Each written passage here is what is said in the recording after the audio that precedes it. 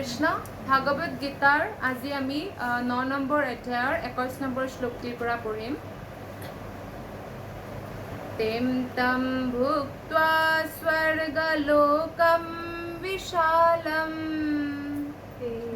তম ভুক্ত্বা স্বৰ্গলোকম বিশালম ক্ষীণে পুণ্যে মৰ্ত্যলোকম विशन्ति क्षीणे पुण्ये मर्त्यलोकं विशन्ति एवं त्रयी धर्ममनो प्रपन्ना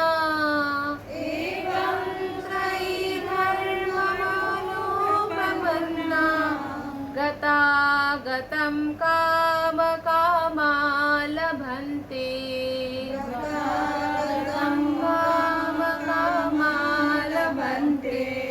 ते तं भुक्त्वा स्वर्गलोकं विशन्ति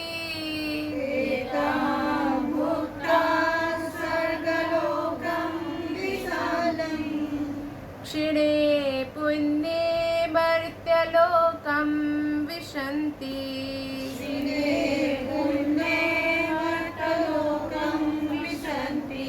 ते तं भुक्त्वा स्वर्गलोकं विशालम्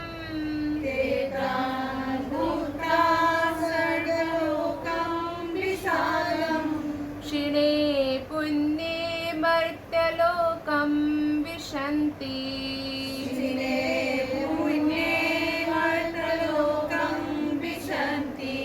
एवं त्रयी धर्ममनो प्रपन्ना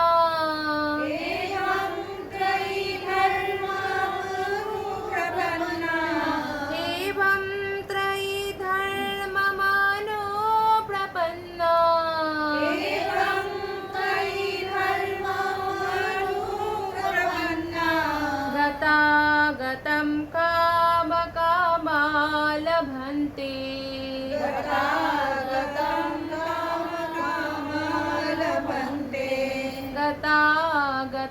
कामकामा लभन्ते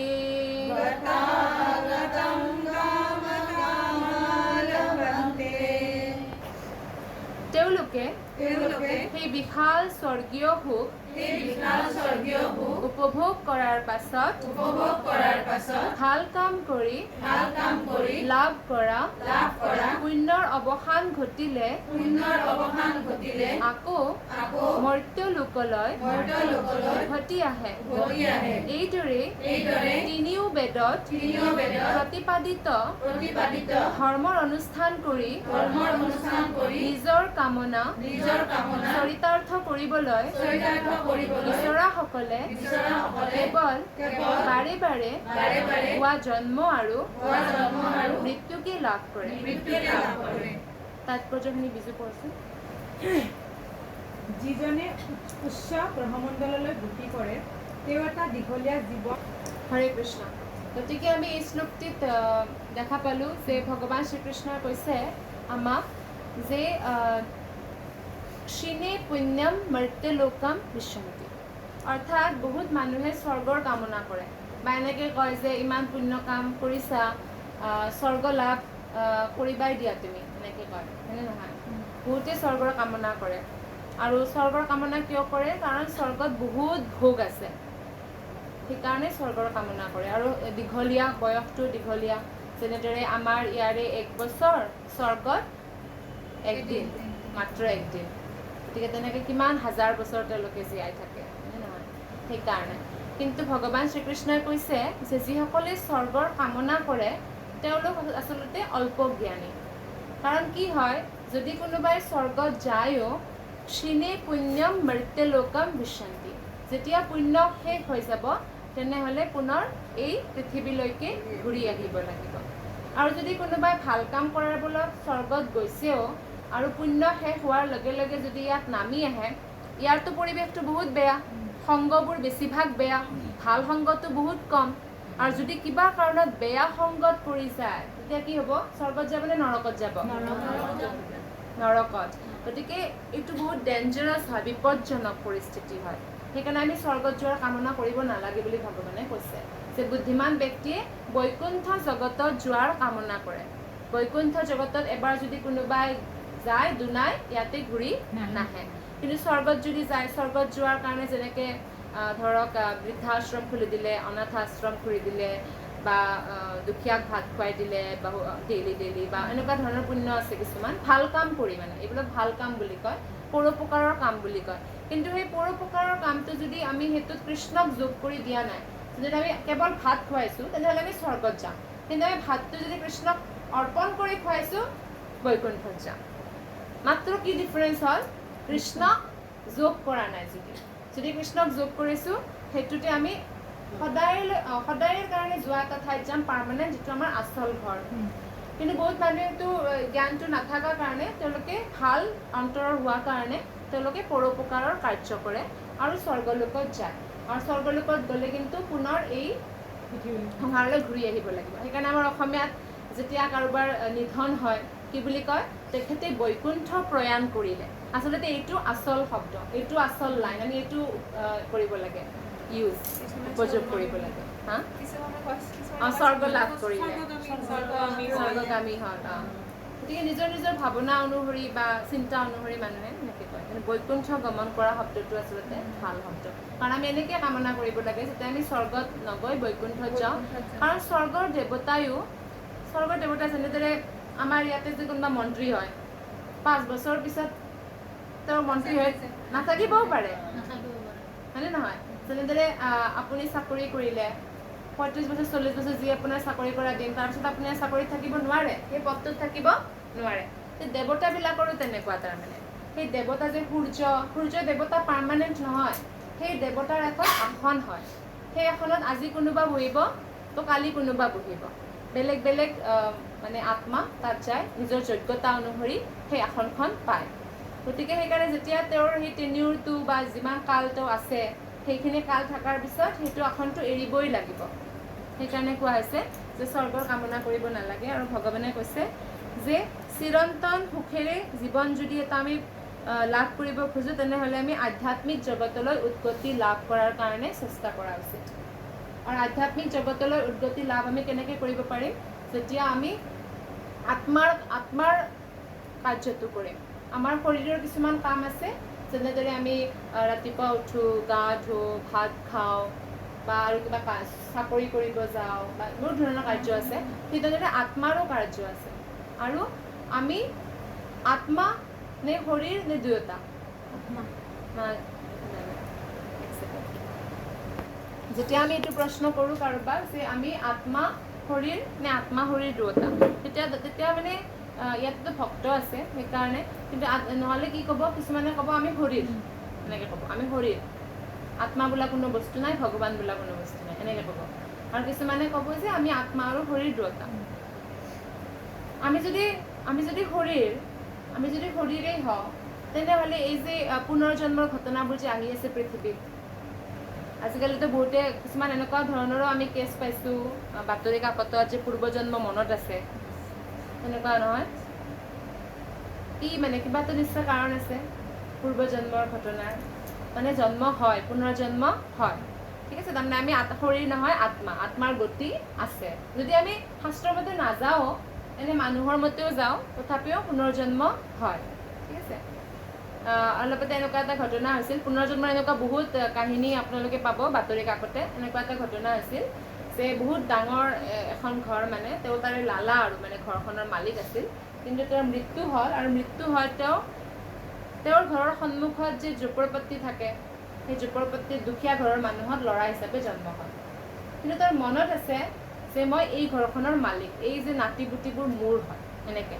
তেওঁ যেতিয়া মানে 5 বছৰলৈকে মনত থাকে সেইবোৰ কথা, 5 বছৰমান হোৱালৈকে তাৰমানে গৈ পিনে ক'লে যে এই মই জানো তোমালোক মোৰ সন্তান হয়, বা এনেকৈ। তেওঁলোক ইমান ধনী মানুহ আৰু ঝোপৰপট্টিত আহি পিনে এনেকৈ দাবী কৰিছে যে এইখন আচলতে মোৰহে ঘৰ, তোমালোক মোৰহে সন্তান। সেই সৰু বাচ্ছাটোকে তেওঁলোকে পিটি বাহিৰ কৰি দিছে, তহঁতে আচলতে পইচা ঘটিব আহিছ, মোক তমুক। কিন্তু সঁচাতে মিছা কথা কোৱা নাছিল আচলতে। এনেকুৱা বহুত প্ৰমাণো আছে, যেনেদৰে পুলিচৰ কেছো ছল্ভ কৰিছে, যে মোক অমুকে এনেকৈ মাৰিছিল গ'ল, তাতে ডেড বডিও পালে বা মাৰা সেইটো চিনটো নেক্সট জন্মতো এটা চিন বহি আছে ইয়াতে।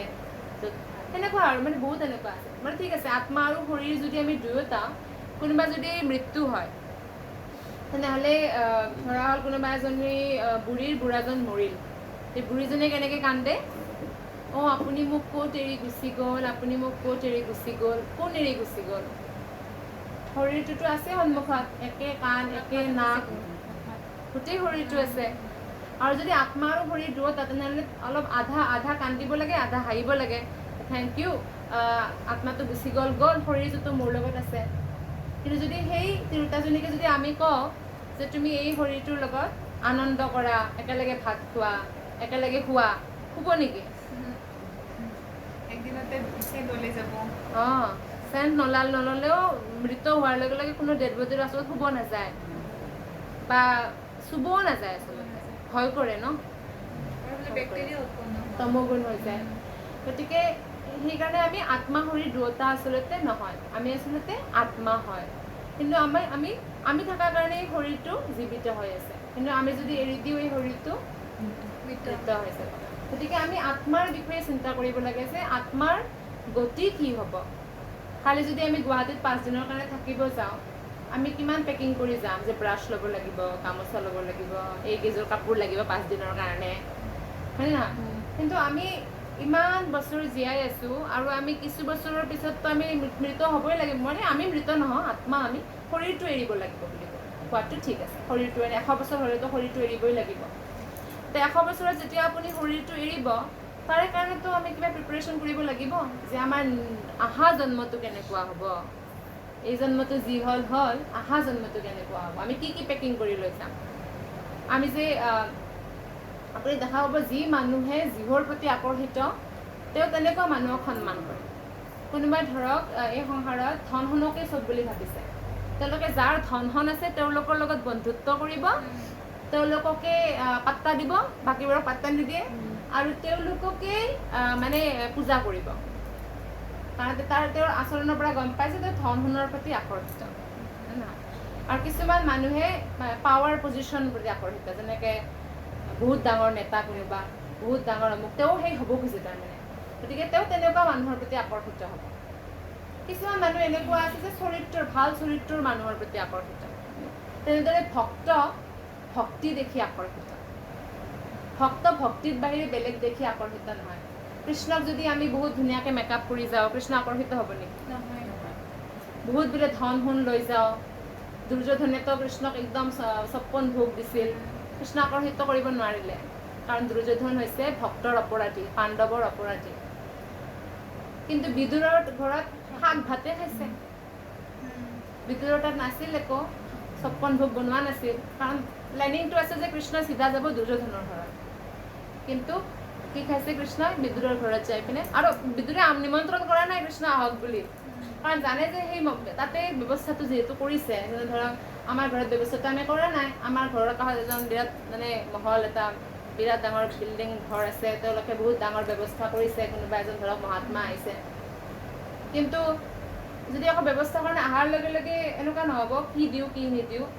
গতিকে বিদুৰৰ তাত কৃষ্ণই আপোন ভাৱত গৈছে। যেতিয়া আমি কাৰোবাক আপোন বুলি ভাবোঁ, আমি তাহাঁতক সুধি নাযাওঁ যাওঁ নে নাযাওঁ, আমি জানো যে আমি গ'লেই ইমান সুখী হ'ব যে মানে হৃদয়ত স্থান দিব। বহাব ক'ত?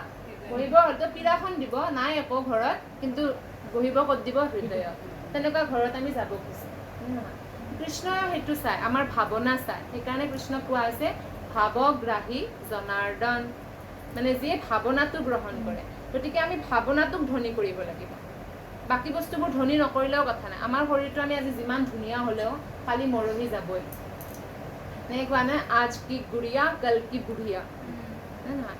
সেইকাৰণে আমি এনেকৈ চেষ্টা কৰিব লাগে যে আমি অহা জন্মত ক'ত যাম। আমি যদি কৃষ্ণ ভক্তি নকৰোঁ কিন্তু ভাল কাম কৰোঁ, স্বৰ্গত যাম। কিন্তু স্বৰ্গত গ'লে দেখোন আৰু পৰি পৰিব লাগিব। স্বৰ্গৰ দেৱতাই এনেকৈ কামনা কৰে যে আমাৰ যেতিয়া সেই আসনখন যেতিয়া আমাৰ শেষ হৈ যাব, আমাৰ পুণ্যখিনি, তেতিয়া আমি শ্ৰীনে পুণ্য মৃত্যুলোকম বিশন্তি, মৃত্যুৰ লগত আহিবই লাগে। মৃত্যুলোক মানে আমাৰ মৃত্যুলোকত এনেকৈ প্ৰাৰ্থনা কৰে যে হে ভগৱান, মই যাতে ভাৰতবৰ্ষত জন্মগ্ৰহণ কৰিব পাৰোঁ আৰু ভাৰতবৰ্ষত জন্মগ্ৰহণ কৰি যাতে ভক্তি কৰিব পাৰোঁ। এই বুলি প্ৰাৰ্থনা কৰে।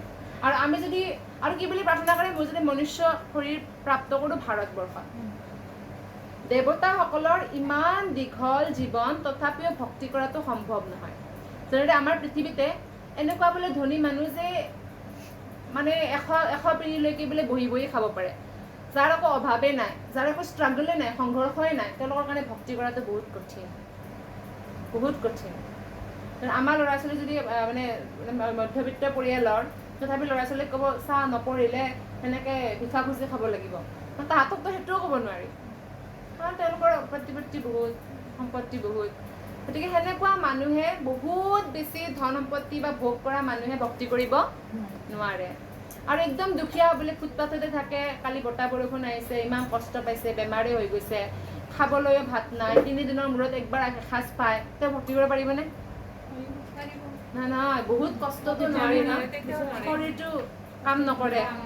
ঠিক তেনেদৰে আমাৰ যে 14 ভুৱন আছে, ব্ৰহ্মলোক, তপলোক, মহৰলোক, জনলোক, স্বৰ্গলোক, ভূৱৰলোক, সেনেকৈ যে আছে, আমাৰ পৃথিৱীখন হৈছে মাজত, হয়নে? আমাৰ পৃথিৱীখন কৰিছে মাজত। আৰু পৃথিৱীৰ তলত আছে বহুত অতল, বিতল, চুতল, তলাতল, ৰসাতল, পাতাল, কিন্তু পৃথিৱীখন 14 ভুৱনৰ মাজত আছে। গতিকে নৰকত বহুত কষ্ট, ভক্তি কৰা দিগদাৰ, স্বৰ্গত বহুত আৰাম, ভক্তি নহ'ব, আৰামত ভক্তি নহয়। কিন্তু সেইকাৰণে পৃথিৱীখন হৈছে বেষ্ট ঠাই। সেইকাৰণে কোনোবাই স্বৰ্গত গ'লেও পৃথিৱীতে আহে, নৰকত গ'লেও পৃথিৱীতে আহে, ভগৱানে চান্স দিয়ে ভক্তি কৰাৰ কাৰণে। গতিকে আমি সেইটো চান্স পাইছোঁ। আৰু কোৱা হৈছে ভাৰত ভূমিতে হৈল মনুষ্য জীৱন যাৰ, মনুষ্য জন্ম যাৰ বুলি কোৱা হৈছে, জন্ম যাৰ, কৃষ্ণ ভক্তি কৰি কৰ পৰ উপকাৰ। মানে পৰৰ যদি উপকাৰ কৰিব লগা আছে, কৃষ্ণ ভক্তি কৰি কৰা। তুমি যদি এক ঠাইত বহি কৃষ্ণ ভক্তিও কৰি আছা, সেই ঠাইৰ গোটেই মানুহবিলাকৰে কল্যাণ হৈ যায়। সেইকাৰণে যে আগৰ তপস্বীবোৰে বা ঋষিমুনিবোৰে জংঘলতে তপস্যা কৰি আছিল, কিন্তু গোটেই ৰাজ্যৰে কল্যাণ হয়। আৰু যদি তাৰ পৰা অলপ আগবাঢ়ি আমি যদি বেলেগক কৃষ্ণৰ বিষয়ে কোৱা আৰম্ভ কৰোঁ, তেতিয়া কি হ'ব? সকলোৰে কল্যাণ হ'ব।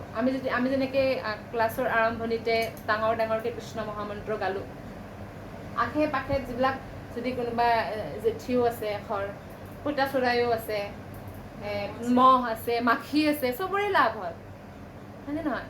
সেইকাৰণে কৈছে ভাৰত ভূমিতে হৈল মনুষ্য জন্ম যাৰ, বহুত ডাঙৰ জন্ম যদি কাৰোবাৰ ভাৰতত হৈছে। কৃষ্ণ ভক্তি কৰি কৰ পৰ উপকাৰ, কৃষ্ণ ভক্তি কৰা আৰু আনৰ উপকাৰ কৰা। ভাগৱতত আমাৰ ব্ৰহ্মপুত্ৰ নদীৰো উল্লেখ আছে, পবিত্ৰ নদীৰ ভিতৰত। গতিকে ব্ৰহ্মপুত্ৰ নদীৰ পাৰত অসমৰ মানুহৰ জন্ম, গতিকে এয়াও বহুত ডাঙৰ ভাগ্য, হয়নে নহয়? আমাৰ তেজপুৰত ভগৱান কৃষ্ণই গোটেই যদুবংশক লৈ আহিছিল, হয়নে নহয়? তীৰ্থস্থলী আচলতে, তীৰ্থস্থলী বুলি ইমান প্ৰমোট কৰা নাই অসম চৰকাৰে, কিন্তু কৰিব লাগে, কাৰণ ভগৱানৰ চৰণ পৰিছে, ভগৱানৰ ইমান যদুবংশৰ গোটেই চৰণ পৰিছে, হৰিহৰৰ যুদ্ধ হৈছিল, আৰু সিহঁতো শোণিতপুৰত ভৌমাসুৰক মাৰি যে 16,100জনী ছোৱালীক আচলতে অসমৰ পৰা আনি বিয়া পাতিছে কৃষ্ণ, কাৰণ বন্দী বনাই ৰাখিছিল ন অসুৰজনে, ইয়াতে বহুতবাৰ আহিছিল। সেইখিনিও তীৰ্থস্থল আছিলে, য'ত য'ত কৃষ্ণৰ চৰণ পৰে, কৃষ্ণৰ লীলাস্থলী হয়, বহুত ডাঙৰ তীৰ্থস্থলী হয়। গতিকে আমাৰ জন্মটো হৈছে ভগৱানে ভালেই দিছে, এতিয়া আমি কি কৰিব লাগে? কৃষ্ণ ভক্তি কৰি কৰ পৰ উপকাৰ, সেইটো কৰিব লাগে। শ্লোক নম্বৰ 22টোত কোৱা হৈছে, এইটো বহুত ধুনীয়া শ্লোক, আৰু এইটো শ্লোক আমি যদি পঢ়িম আমাৰ কৃষ্ণৰ প্ৰতি বহুত প্ৰেম উৎপন্ন হ'ব, ইমান ধুনীয়া শ্লোক এইটো। অনন্যা চিন্তয়ন্তো মাম, অনন্যা চিন্তয়ন্তো মাম, ये जनाः पर्युपासते, ये जनाः पर्युपासते, तेषां नित्याभियुक्तानां,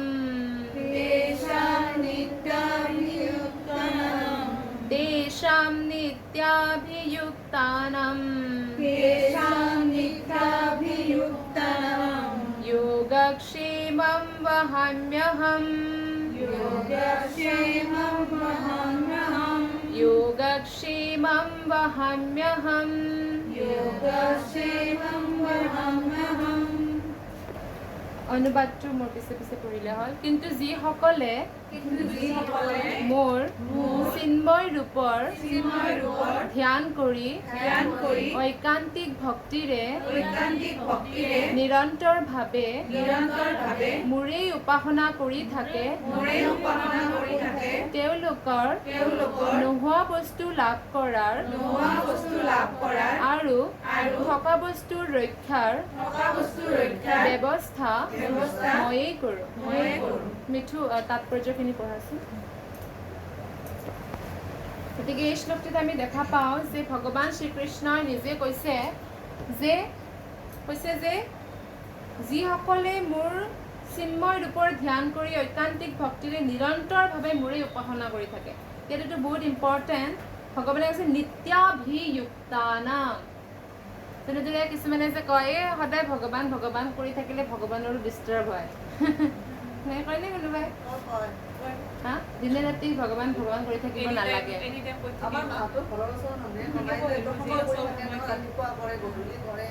ভগৱানৰ ডিষ্টাৰ্ব হয়। এতিয়া ভগৱানৰ ডিষ্টাৰ্ব হ'লে ভগৱানে ক'ব নেকি যে নিৰন্তৰ মোৰ আৰাধনা কৰি থাকা বুলি? ক'ব নেকি? নকয়। ভগৱানে এনেকে নকয়। ভগৱানে ভালহে পায়। কিয়? কাৰণ তেতিয়া আমি ভগৱানৰ ওচৰলৈ যাব পাৰিম। যদি এটা সন্তান হয় আৰু সন্তানটি বোলে ঘৰ এৰি গুচি গৈছে, মাকজনীৰ কিমান দুখ নহ'ব? হ'বনে? মাকজনীয়ে সন্তানটিক যিমান মৰম কৰে তাতকৈ কোটি কোটি গুণ বেছি ভগৱানে আমাক মৰম কৰে। আমি এনেকৈ ভাবিব পাৰোঁ যে আমাকনো ভগৱানে মৰম কৰেনে, আমাকনো ভগৱানে জানেনে, চিনি পায়নে? প্ৰত্যেকটো আত্মাক ভগৱানে চিনি পায়, প্ৰত্যেকটো আত্মাক ভগৱানে মৰম কৰে। আজিহে এটা সন্তান, দুটা সন্তান, আগতেতো 5টা 10টা সন্তান হৈছিল। মাকজনীয়ে কিবা কম মৰম কৰে নেকি বা ভাল পায় নেকি কোনোবা এজন নোহোৱা হৈ থাকিলে? তেওঁ ভাল নাপায়, হয়নে? সেইকাৰণে আমি জানিব লাগে যে প্ৰত্যেক আত্মাৰে ভগৱানৰ লগত সম্পৰ্ক থাকে, কিয়নো প্ৰত্যেক আত্মাই ভগৱানৰ অংশ হয়। সেইকাৰণে ভগৱানে কৈছে যি ঐকান্তিক ভক্তিৰ, ঐকান্তিক মানে কেৱল কৃষ্ণ, অন্য নহয়, অনন্য ভক্তি, কেৱল কৃষ্ণ। যি কৃষ্ণৰ প্ৰতি ঐকান্তিক ভক্তি কৰে আৰু নিৰন্তৰ কেৱল মোৰেই উপাসনা কৰি থাকে, কৃষ্ণৰেই যদি উপাসনা কৰি থাকে, কৃষ্ণই কয় তেওঁলোকৰ নোহোৱা বস্তু লাভ কৰাৰ ব্যৱস্থা মই কৰোঁ। তেওঁলোকৰ তাত যি নাই মই দিম, বেলেগৰ ওচৰত যাব নালাগে। মই পিতা, মই মাতা, মই যোগান ধৰিম। সেনেকৈ কৈছে মাক বাপেকে যে কিয় বেলেগক খুজিব গৈছা? মই আছো নহয়, দেউতা জীয়াই আছোতো তোমাৰ বৰ্তমান, কয় নে এনেকৈ? কৃষ্ণই এনেকৈ কৈছে যে তেওঁলোকৰ নোহোৱা বস্তুৰ ব্যৱস্থা মই কৰিম। আৰু কি কৈছে? আৰু থকা বস্তুৰ ৰক্ষাৰ ব্যৱস্থাও মই কৰিম। যিটো বস্তু তেওঁলোকৰ তাত আছে, মানে আমাক কৈছে যি বস্তু তোমাৰ তাত আছে তাৰ ৰক্ষাও মই কৰিম। সেইকাৰণে কেতিয়াবা কি হয়, কাৰোবাৰ বোলে সোণৰ চেইন, কেতিয়াবা হুকটো ঢিলা হৈ পৰি গ'ল, কেতিয়াবা পৰি যায়, ৰাস্তাত পৰি যায়, পৰি গ'লে ঘূৰি গৈছে বোলে 10 কিলোমিটাৰ, ঘূৰি আহোঁতে সেই পায়ে ৰাস্তাত, আৰু কেতিয়াবা 100 টকাটোও নাপায়।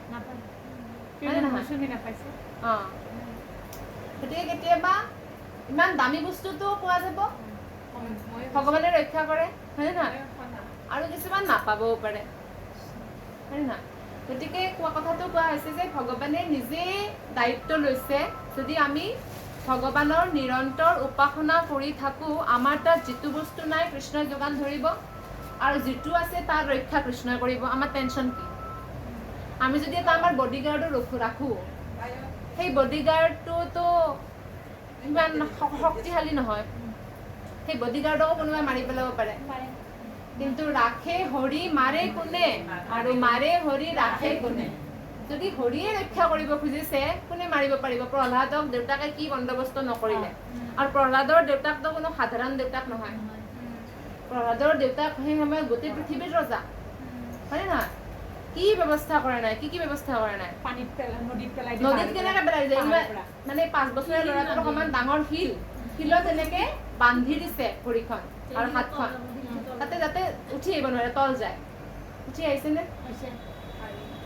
আৰু কেনেকৈ মাৰিব খুজিছে হাতী গছকাই। হাতীৰে গছকাই মাৰিব পাৰিলেনে গৰম তেলত পকৰা বনাবৰ কাৰণে তেল ঠাণ্ডা হৈ গৈছে একো নহয় সাপৰ মাজত বিষো খুৱাই দিছে হাঁহি হাঁহি বিষ খাইছে নাৰায়ণ নাৰায়ণ বুলি একো নহয় গতিকে হৰি যদি ৰক্ষা কৰিব খোজে কোনো মাৰিব নোৱাৰে আৰু মাৰিব গৈছে আৰু হিৰণ্যকশিপুই কি ট্ৰিক কৰি ব্ৰহ্মাৰ পৰা একদম সেই লৈছিল ন আশীৰ্বাদ ঠিক আছে আপুনি যদি অমৰ হোৱাৰ বৰদান দিব নোৱাৰে ব্ৰহ্মাক কৈছে মোক অমৰ হোৱাৰ বৰদান দিয়ক ব্ৰহ্মাই কৈছে মই নিজেই অমৰ নহয় তোমাক কেনেকৈ অমৰ হোৱাৰ বৰদান দিওঁ কৈছে ঠিক আছে আপুনি যদি অমৰ হোৱাৰ বৰদান দিব নোৱাৰে ট্ৰিক খেলিছে অসুৰবোৰে এনেকৈ ট্ৰিক খেলে ঠিক আছে মই না আকাশত মৰো না পৃথিৱীত মাটিত না আকাশত না দিনত নে ৰাতি না অস্ত্ৰ না শস্ত্ৰ নে মাহত নে কিবা কোনো মাহত কোনো মাহত আৰু আপুনি আপুনি আপুনি সৃষ্টি কৰা কোনো জীৱ জন্তুৰ হাতত যাতে মোৰ মৃত্যু নহয় সেইকাৰণে দেৱতাসকলক কঁপিছিল কাৰণ দেৱতাসকলক পৰাস্ত কৰি দিয়ে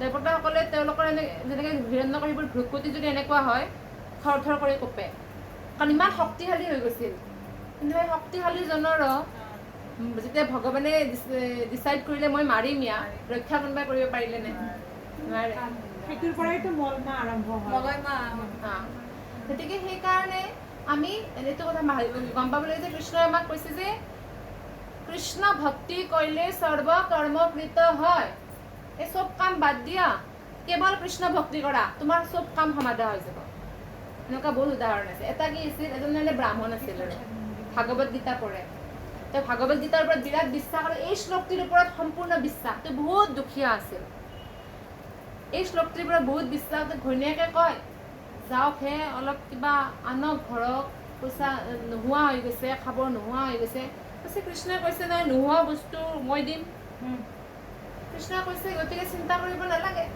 সেনেকৈ কওঁতে কওঁতে ঘৈণীয়েকে কৈছে তোমাৰ কৃষ্ণ সদায় সেনেকৈ শুনাই থাকে একদিন তেওঁলোক সদায় যদি এটা কথা মানুহক কোৱা হয় মানে বিৰক্তি লাগে এটা মানুহ ভাল মানুহক যদি আপুনি সদায় পাগল পাগল পাগল কয় একদিন তেওঁ পাগল হৈ যায় যেনেদৰে সেই কিছুমান যে থাকে মানে সেই কোনোবা আদিবাসী টাইপৰে হয় ট্ৰাইবেল তেওঁলোকে কি কয় গছ যদি মাৰিব লাগে কাটিব লাগে গছডালক যাই গালি দিয়ে আৰু সদায় যাই যেতিয়া গালি দিয়ে গ্ৰুপৰ মানুহবিলাকে আমি বোলে গোটেইবোৰে যাই এডাল গছক সদায় গালি দিওঁ গছডাল মৰহি যায় তেতিয়া কাটে গতিকে গছডালেই যদি তেনেকুৱা আপুনি যদি এটা মানুহক সদায় কৈ থাকিব এই তই পাগল পাগল পাগল পাগল পাগল পাগল পাগল হৈ যাব হয়নে নহয় সেইকাৰণে আচলতে আমাৰ যিটো মানে বচন এইটোৰ বহুত শক্তি এটা উদাহৰণ বচনৰ যি শক্তি তাৰ ওপৰত মই এটা আপোনালোকক সাধু কথা কওঁ সাধু কথা টাইপ তাৰমানে এখনে মেডিকেলৰ মানে সেই ৰুমত এটা ৰুমত দুটা পেচেণ্ট থাকে নহয় গতিকে হস্পিটেলত তাৰমানে এটা ৰুমত দুটা পেচেণ্ট আছিল এখন বিচনা এনেকৈ খিৰিকীৰ কাষত আৰু এখন বিচনা খিৰিকীৰ কাষত নাছিল গতিকে এখন বিচনা যে খিৰিকীৰ কাষত আছিল তাতে যিজন ৰোগী তেওঁৰো কিছুমান দিনে তেওঁ বাচি থাকিব তাৰমানে বেমাৰ এনেকুৱা হৈছে আৰু এইজন মানুহৰ কিন্তু এনেকুৱা মৰিব লগা বেমাৰ হোৱা নাই কিন্তু তথাপি পেৰালাইচিছ হৈ গৈছে ভৰিখন কাম নকৰে আৰু এই খোজকাঢ়িব নোৱাৰে গতিকে সেই মানুহজনে তথাপি অলপ উঠা বহা কৰিব পাৰে সেই মানুহজনক লগত বন্ধুত্ব হ'লে সেই মানুহজনক সোধে যে খিৰিকীৰে তুমি চাই কোৱাচোন বাহিৰত কি হৈ আছে মোৰতো পেৰালাইজ হৈ গ'ল আৰু ভাল হ'বই নোৱাৰিম মই কৈছে বাহিৰত এখন বিৰাট ধুনীয়া সাগৰ আছে বহুত দূৰত কি হৈছে সাগৰত বহুত ঢৌ আহি আছে আৰু কি হৈছে এতিয়া মানে গধূলি হৈছে নহয় সূৰ্যৰ ৰেঙনি পৰিছে আৰু সাগৰখন সোণালী ৰঙৰ হৈ গৈছে তেওঁ কল্পনা কৰি আছে তেওঁ কৈ আছে এনেকৈ তেওঁ সদায় অপেক্ষা কৰে সদায় আজি কি হৈছে এই আজি বহুত মানুহ আহিছে ঘোঁৰা লৈ আহিছে কিছুমান মানুহে পইচা দি ঘোঁৰাত উঠিছে সৰু সৰু ল'ৰা ছোৱালীবোৰে হয় নেকি আৰু কি হৈছে আইচক্ৰীম বেচা মানুহ আহিছে আইচক্ৰীম খাইছে মানুহবোৰে আজি কোন মানে এনেকৈ সদায় কৈ থাকে কি হৈছে কি নহৈছে সদায় কৈ আছে এদিন যেতিয়া ৰাতিপুৱা উঠে দেখা পায় যে সেই মানুহজন যিজন আছিল বিছনাখনটো খালী মানুহজনৰ একো চান চিন চাব নাই তেতিয়া চিঞৰিলে নাৰ্ছক মাতিলে কি হ'ল এইখন বিচনা কিয় খালী কৈছে তেওঁ ঢুকাইছে তেওঁ কেইদিনমানৰহে আলহী আছে ঢুকাইছে তেওঁ কালি ৰাতি আপুনি শুই আছিল আমি খালী কৰি দিছোঁ ইমান কান্দিছে কিমান দুখ হৈছে তেওঁৰ ইমান বন্ধুত্ব হৈছিল সদায় কৈ আছিল তেওঁ কথা পাতি আছিল কান্দিছে তাত একো হোৱা নাই। তাত এদিন কি হৈছে সদায় ভাবি থাকে আজি বা কি হৈছে সাগৰৰ পাৰত। তেওঁ থাকোঁতে মোক কৈছিল এতিয়া মইতো উঠি যাবও নোৱাৰোঁ, তেওঁতো উঠিব পাৰিছিল কমচে কম। কিবা কৰি কৈছে কি ময়ো মৰিমেই কিজানি, কিন্তু মই মৰাৰ আগে আগে চামেই সেই পাৰৰ সাগৰখন, একবাৰ হ'লেও চাম। কিবাকে এনেকৈ চুচুৰি মুচুৰি খিৰিকীখনলৈ যায় এনেকৈ ধৰি মেলি এনেকৈ থিয় হৈছে আৰু যে দেখা পায় সাগৰটো নাই, এখন এনেকুৱা মানে দিৱাল। নাৰ্ছক মাতিছে, নাৰ্ছ আহিছে, কি হ'ল কি হ'ল? কৈছে ইয়াতে কিয় এই ৱালখন কিয় দিছা তোমালোকে? কালিলৈকেতো ৱালখন নাছিল। কৈছে নহয় মই ইয়াত 5 বছৰ 6 বছৰ ধৰি কাম কৰি আছোঁ, ৱালখন এই 5-6 বছৰৰ পৰাই আছে। কৈছে তেনেহ'লে মৰি যোৱা মানুহটোৱে মোক মিছা কথা কিয় ক'লে? সদায় মোক সাগৰৰ বৰ্ণনা কয়। কৈছে মইতো নাজানো কিয় মিছা কথা কৈছে, কিন্তু মই জানো যে সেই বন্ধুজনৰ কাৰণে মিছা কথা কোৱাৰ কাৰণে আপুনি আজি নিজৰ ভৰিত থিয় হ'ব পাৰিছে। আপোনাৰ পেৰালাইচিছ হৈছে। আমাৰ বচনত ইমান শক্তি আছে। আমি যদি আমাৰ এই কি বুলি কয় বাক শক্তি কোৱা শক্তি, বাক শক্তিটোত যদি আমি কৃষ্ণক প্লাছ কৰি দিওঁ কিমান শক্তিশালী হৈ যাব। আৰু এইটোতে যদি আমি গালি প্লাছ কৰি দিওঁ, বেলেগৰ কাৰণে নিন্দা প্লাছ কৰি দিওঁ, বেলেগৰ নিন্দা কৰা, বেয়া কথা কোৱা, বেলেগক গোটা মাত দিয়া, আৰু বেলেগ মানুহৰ ওচৰত যিটো বস্তু নাই সেইটো বস্তু যাই যায় তাহাঁতক খুদাই থকা দুখটো দিয়াৰ কাৰণে। অঁ হয় না কিছুমান মানুহে যে সেই দুখ পঠিয়াব যায়, কিন্তু কিছুমান মানে সঁচাকৈ দুখ পঠিয়ায়, কিছুমান মানে দুখ পঠিয়াব নাযায়। সেই হয়ো দিয়ক তাচ্ছিল্য কৰে, মানে সেইটোত আনন্দ পায়, সেইটোত বিভৎস ৰস পায়, সেইটোৰ কাৰণে যায়। আপোনাক সেইটো কথা সদায় শুনাই থাকিব। মানে আপুনি যদি পাহৰিবও খুজাইছে, মানে কাৰোবাৰ ধৰক এটা সন্তানৰ মৃত্যুৱে হ'ল, হয় নহয় কিছুমানৰ ডেকা কালতে, সেইটো আমি পাহৰিব খুজিছে আৰু সেইটো কথা নাপাতাকে আপুনি থাকি ভাল পায়, কাৰণ মনলৈ আহিলে বহুত দুখ লাগে। সেইটোৱে কৈ থাকিব এই হয়ো দিয়ক কেনেহেন ল'ৰা আছিল, আমাৰ আগতে খেলি ডাঙৰ হোৱা, সেইটো কথা মানে এই কৰি থাকিব।